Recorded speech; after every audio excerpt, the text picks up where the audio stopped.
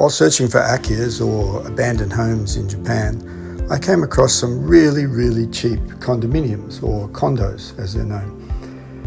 These places were like $5,000, sometimes even less, say up to $10,000. And then of course there were more expensive ones. But I thought, wow, at that price, that's incredibly cheap. That might be a very good lifestyle choice. So I decided to look into it.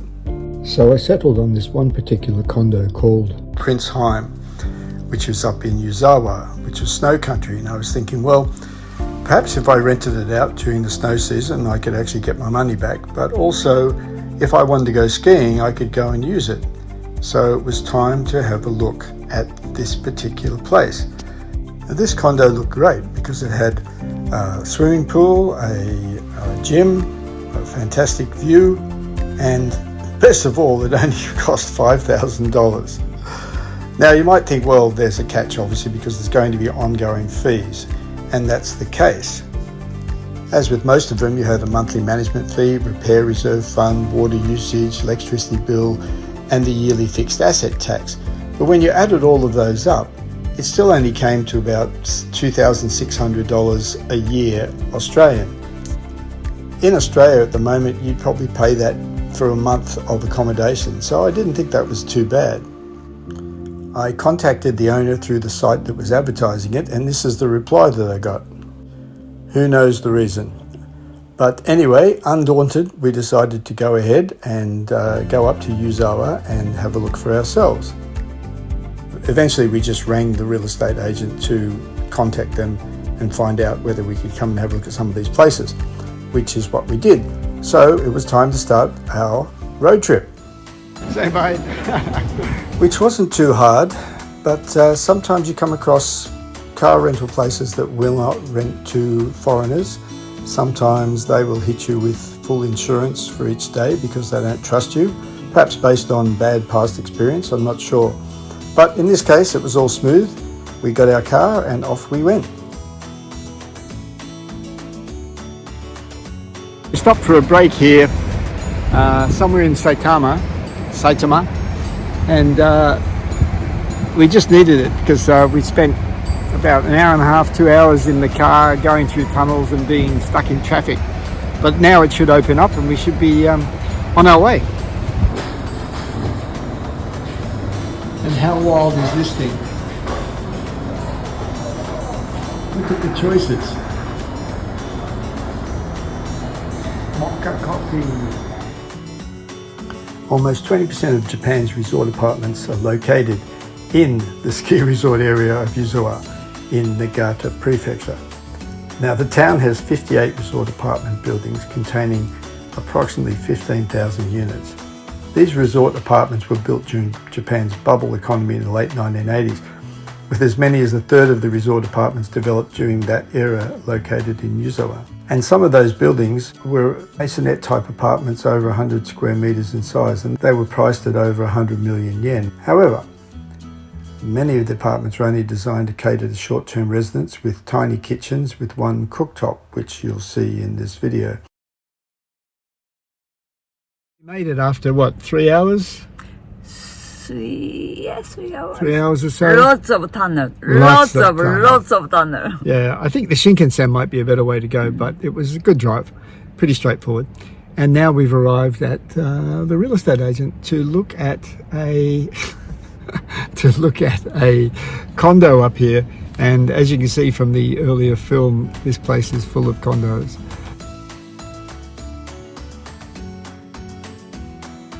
One of the great advantages of Yuzawa is that it's only about 2 hours from Tokyo on the Shinkansen, and the train stops at Yuzawa Gala station, so you can pretty much get straight off the train and go onto the snow.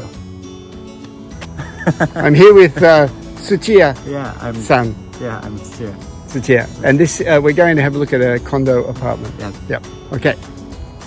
So this is the condo that we came to look at, about 20 minutes north of Yuzawa Central. As you can see, this condo is well appointed, well looked after, beautiful, and has so much going for it. And this one has a restaurant as well, which is a little bit unusual, and I can't understand how they actually survive, because not everyone in this place is going to want to eat at the restaurant all the time, I would think. But I think it's open to people outside, and supposedly they have a very good chef, so maybe that's how it keeps going. And here, of course, is my lovely wife, who's a big camera hog and just wants to be on camera.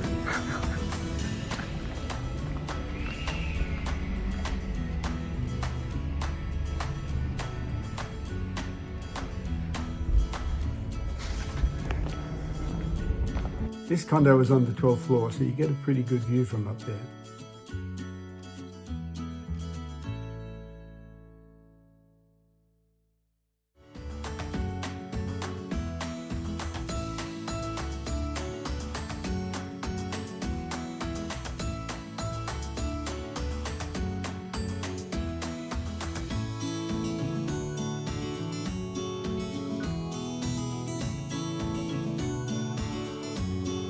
Like I said, the view is great.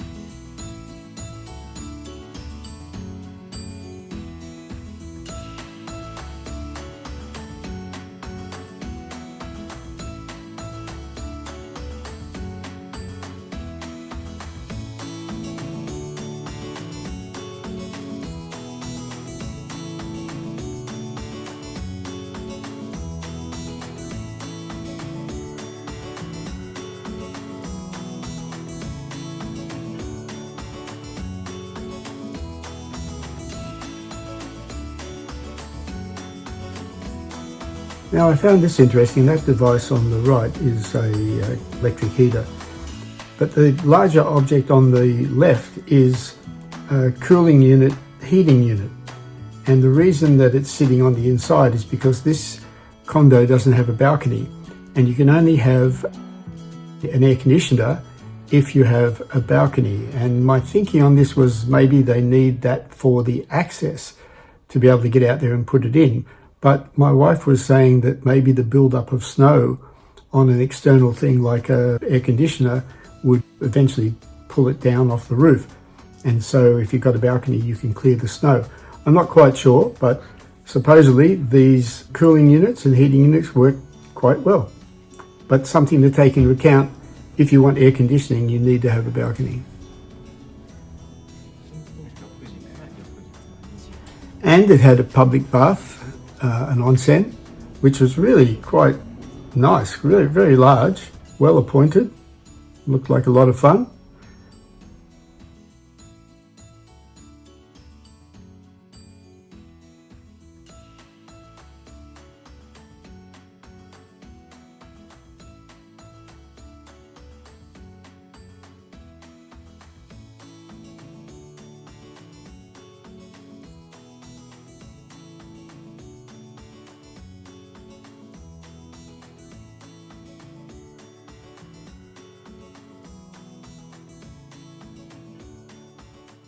Tsuchiya-san just showed us around this condo, and it's fantastic, really great place. And Tsuchiya-san works for Yusawa Shoji Real Estate. So if you're looking for a condo in this area, then Tsuchiya-san can help you a great deal. And he's been very, very helpful. And he speaks English as well. No. Chatto.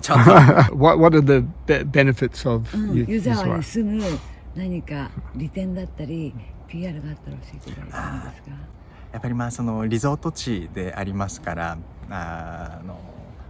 今緑ですけれども、これから秋になると今度は紅葉のシーズンが始まりますね。赤い。I'll have you translate. Yuzawa is a lots of nature, and winter time snow. Yeah. Autumn, it's autumn leaves. Be beautiful. Beautiful area, and also handsome guy. Thank you very much. Thank you very much. ありがとうございま It's した。 been a pleasure. ありがとうございます。ありがとうございます。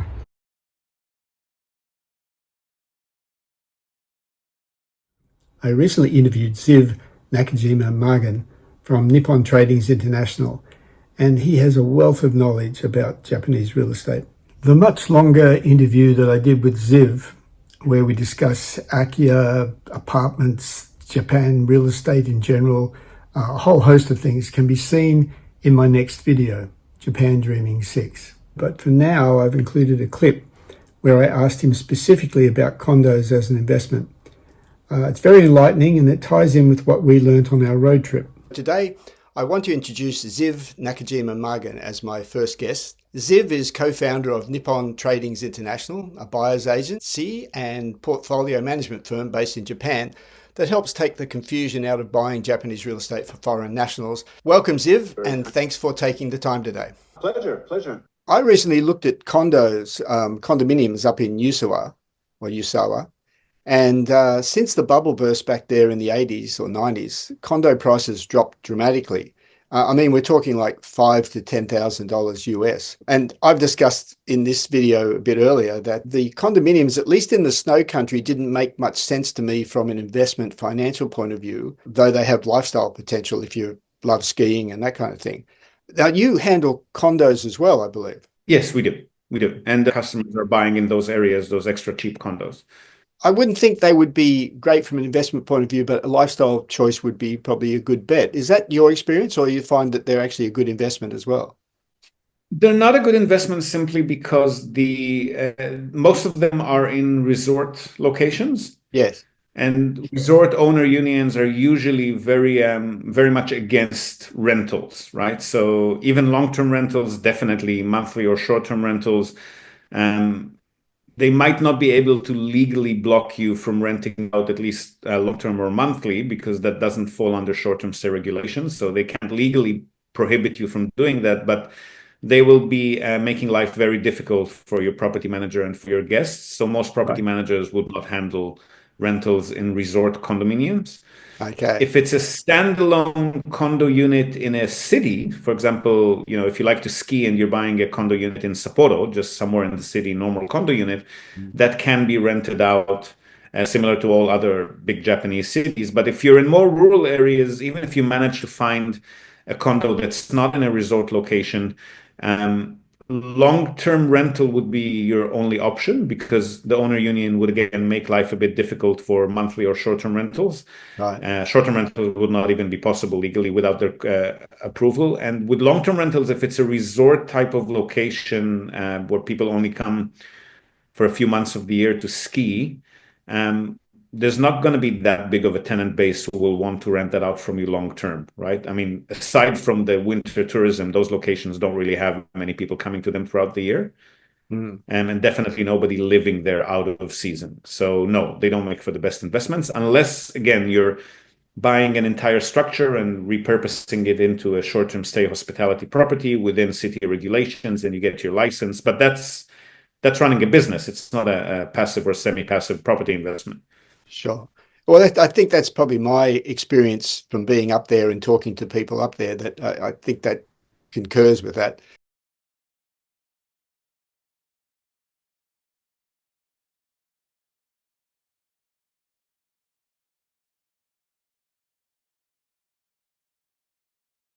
Basically, you can't rent them out because the body corporate doesn't like it, the other guests or the other owners don't like it. They can get around it if they are doing sort of 3-month stints, so they'll rent it out to people from the city. But because the rents are actually quite low, like about $500, $600 a month, you would only get back, say, over a 3-month period, say $1,800. So it doesn't really offset the money that you're paying each year. Yuzawa is also very hot in the summer months, and so you don't really get a lot of people wanting to go there to stay, and so you don't have much option to rent it out in the summer months. At the same time, you don't really want to be there yourself in the summer months unless you've got air conditioning and you want to stay inside all the time. So it's not really appealing for part of the year.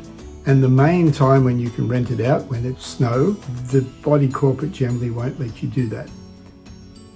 But real estate agents can rent it out for 3 months. You just don't get enough money from it as if you had an Airbnb or something like that, you'd make a lot of money, but not with the condo. Every way I looked at it, there didn't seem to be a way to come out ahead. But from a lifestyle choice, yeah, sure, it could work, but you might be up for much bigger costs in the future because of the age of the buildings and the ongoing maintenance. So something to think about. I'm not ruling them out, but probably not for me. And if you are coming to Japan to buy an Akiya, a condo or an apartment, remember to have fun, because Japan is a great place. It's got so many wonderful things to see, things to do. So don't waste all your time just looking at homes. Try and get out and look at the countryside and look at the attractions and eat the food, and it's just wonderful, wonderful place. I hope you have as much fun as we are having, and keep coming back.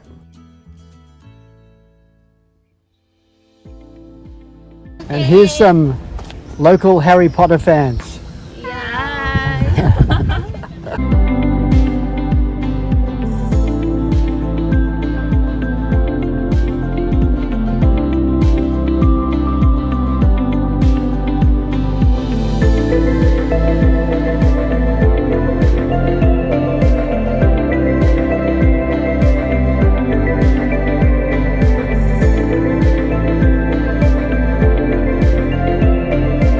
Here we are at my favourite temple, the Kokuji, the bamboo temple.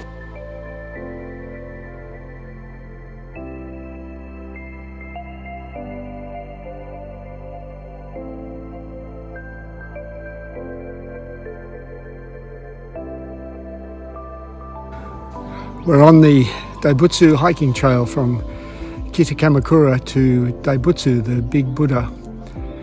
And then we're going to have something to eat at the Samurai Curry House. Woohoo! Say hi, Emma. Hi. And that's the view in the distance overlooking Sagama Bay. Very nice. So after our massive hike through the hills from Kitakamakura, we got here to the big Buddha that you can see in the background. We've just arrived in Nagano and we're at the Zenkokuji Temple. And it was freezing, very cold. So this is Sharon's jacket, but I take it. Yes, and it's coming back to me eventually. Maybe. Maybe.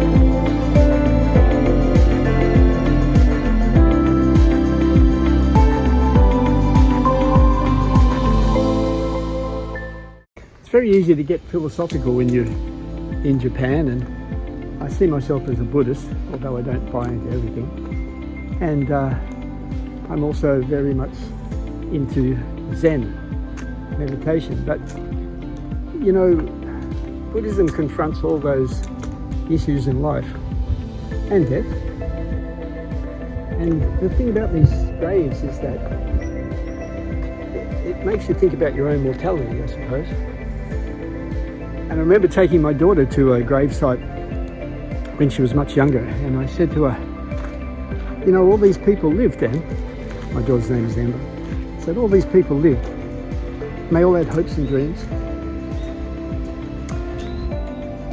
And the thing is not to be afraid of death, but to be afraid of not living. And I guess that's why I'm here in Japan now, because my life as it was in Australia was not giving me joy. And when my best friend died, that made me think, do I want to keep living a life that doesn't give me joy? And here in